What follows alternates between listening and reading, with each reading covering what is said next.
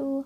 Perkenalkan, nama saya Audia Syarah, mahasiswi Universitas Muhammadiyah Bandung, Fakultas Ekonomi dan Bisnis, Prodi Manajemen. Di sini saya akan mempresentasikan tugas UTS saya, yaitu makroekonomi. Gimana sih pengertian makroekonomi menurut para ahli? Sadono Sigurno mendefinisikan ekonomi makro adalah sebuah cabang ilmu ekonomi yang mempelajari tentang kegiatan utama perekonomian secara komprehensif atau menyeluruh terhadap berbagai masalah pertumbuhan ekonomi.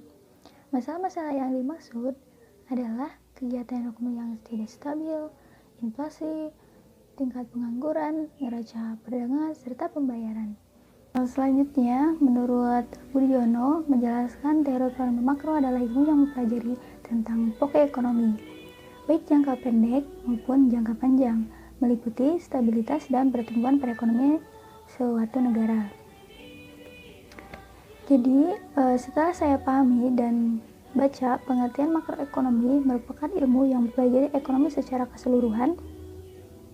Maksudnya, semua individu atau konsumen, semua pasar, semua perusahaan, termasuk aktivitas pemerintahan suatu negara, dan topik yang dibahas dalam ekonomi makro adalah salah satunya inflasi yang nanti saya akan bahas, dan contoh lainnya seperti nilai dan pertumbuhan produk nasional, pengangguran, neraca perdagangan, kurs, dan sebagainya.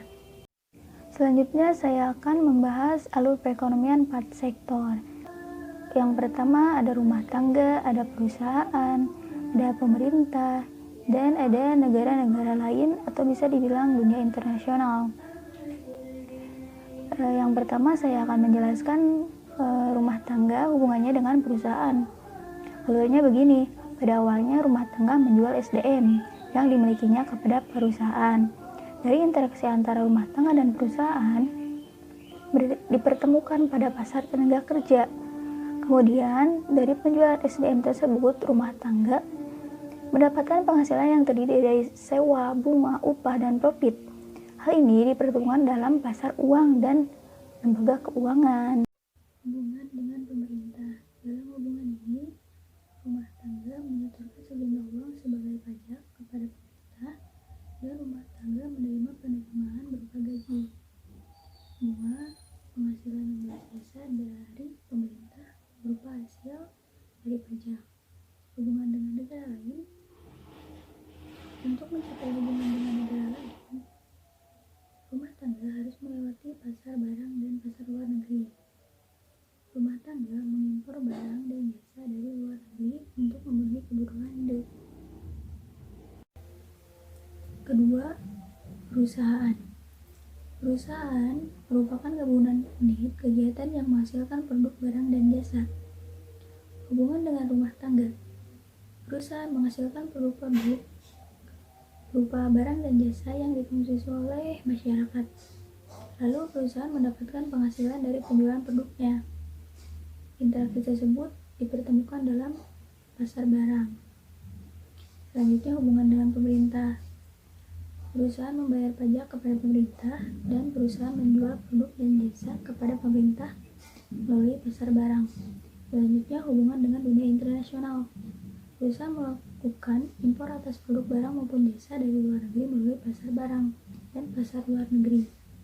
Dari hasil penjualan tersebut, perusahaan mendapatkan laba atau keuntungan. Ketiga adalah sektor pemerintah. Bertindak sebagai pembuat dan pengatur kebijakan masyarakat dan bisnis. Hubungannya dengan rumah tangga, yaitu pemerintah menerima setoran pajak rumah tangga untuk kebutuhan operasional, pembangunan, dan lain-lain untuk membangun negara. Alur hubungan dengan perusahaan, pemerintah mendapatkan penerimaan pajak dari perusahaan, dan penerimaan juga membeli produk dari perusahaan berdasarkan dana anggaran belanja yang ada.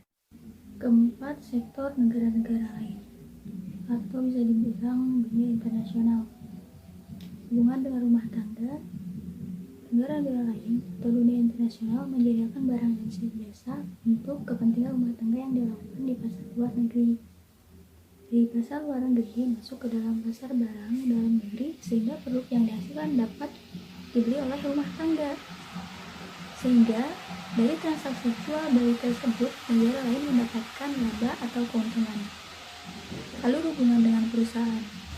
Dunia internasional atau negara lain mengekspor produknya kepada bisnis-bisnis perusahaan. Aliran barang dan jasanya juga melalui pasar negeri lalu masuk ke pasar barang. Dari proses tersebut juga dihasilkan suatu laba atau keuntungan. Ada pertanyaan, mengapa uang tidak bisa dicetak terus-menerus? Karena bisa menyebabkan kenaikan harga barang atau menurunnya nilai mata uang atau bisa disebut inflasi. Kedua, banyak barang beredar dan banyak uang harus seimbang. Jika uang banyak beredar, maka barang akan menjadi langka dan harganya pun akan melambung tinggi. Selanjutnya, sudah pernah terjadi dari sejarah inflasi terbesar selama sejarah yaitu negara Jerman. Negara Jerman dilanda hiperinflasi setelah kekalahannya dalam Perang Dunia ke-1. Akibat kekalahan tersebut, Jerman harus membayar biaya pemulihan negara-negara yang telah dirugikannya. Sayangnya, pemerintah Jerman kala itu salah mengambil langkah dan memicu terjadinya peningkatan inflasi yang sangat tajam. Bahkan saat itu uang dibakar untuk menyalakan tungku agar bisa memasak. Pasalnya saat itu kayu bakar lebih mahal daripada uang tersebut. Nah, itulah mengapa uang tidak bisa dicetak terus-menerus.